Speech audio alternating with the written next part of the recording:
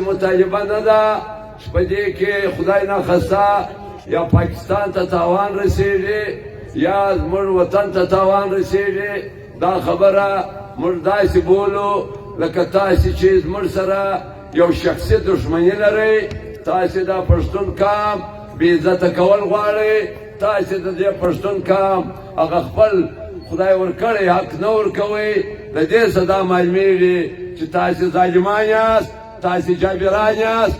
موږ دلته درته ناست یو، موږ مظلومان یې چې څه وخت پورې چې په موږ کې یوه ذره ساه یې موږ دلته درته ناست یې.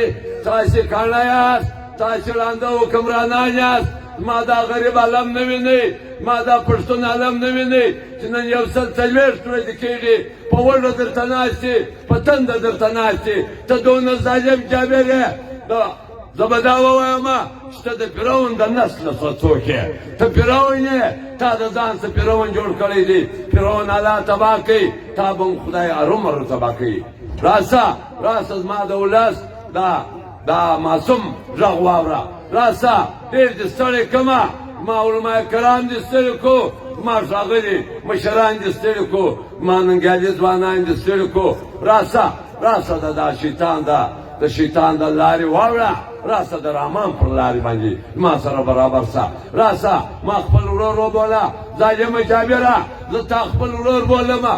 ته خو د ورورۍ وړ نه یې، مګر زه چې بولمه دې دپاره چې پر ما د خپل وطن ګران دی. ته د کومه ځایه راغلی یې، ته زما ولس لیره یې، ما ولس تنګه یې، ما د ولس د رزق په دروازه کې ته ولاړ یې.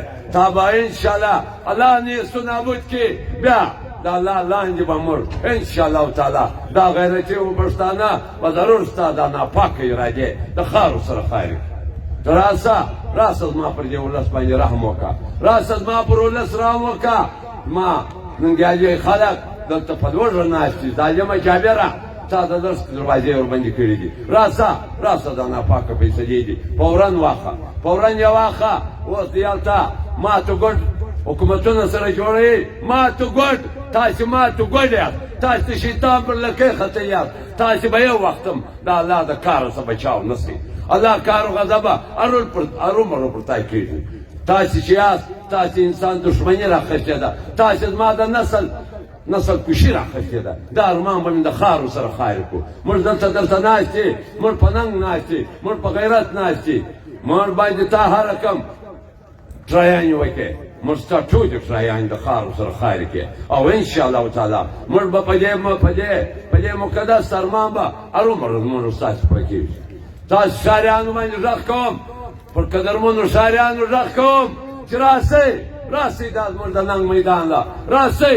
تاسې زما خیال دی نه پوهېږئ چې زموږ ستاسې د ټولو د مرګ او د ژوند مسله ده. موږ ټول د یوې کښتۍ سپاره یې، ټول ښاریان موږ د یوې کښتۍ سپاره یې. هر سړی به دا غم پر خپله وږه برابر بولي، پر خپل سر به یې برابر بولي. یار بېغمه مه کښېنئ، یار بېغمه مه کښېنئ.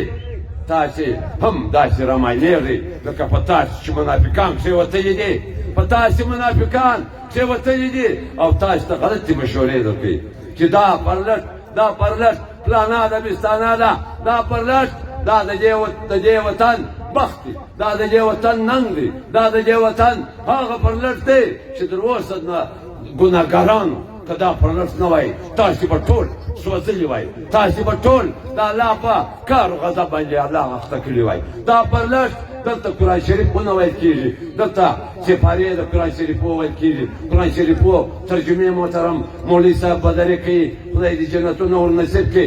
دلته هره ورځ د قرآن شریف درس کېږي، دلته د قرآن شریف سپارې ختم کېږي، قرآن شریفونه ختم کېږي، ښې دعاوې کېږي.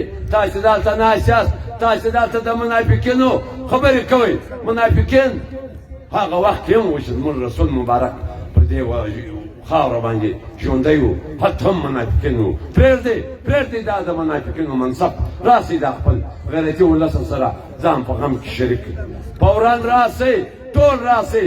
که څوک هلته د شیطان او د منافق حرکتونه کوي زما په ښار کې، زما مظلوم ښاریان، زما سپېڅله ښاریان خطا باسي په یوه بهانه او په بله بهانه چې داسې دي او داسې دي، او د منافق اوریجنل کیل ورته کوي. او زما دا سپېڅلي خلک په دې دې خطاباتي چې دا پر لټ خدای نخواسته معنا نه لري فلانی دي فلانی دي فلانی دي هېڅوک نه دی ټول تاسې یاست دا پر لټ ستاسې دي دا پر لټ ته دا شاعرانو دي دا شاعرانو ته بیا خواست کوم په ډېر احترام خواست کوم ټول راځئ نن یو سل څلوېښتمه ورځ ده تاسې په کار دی چې دلته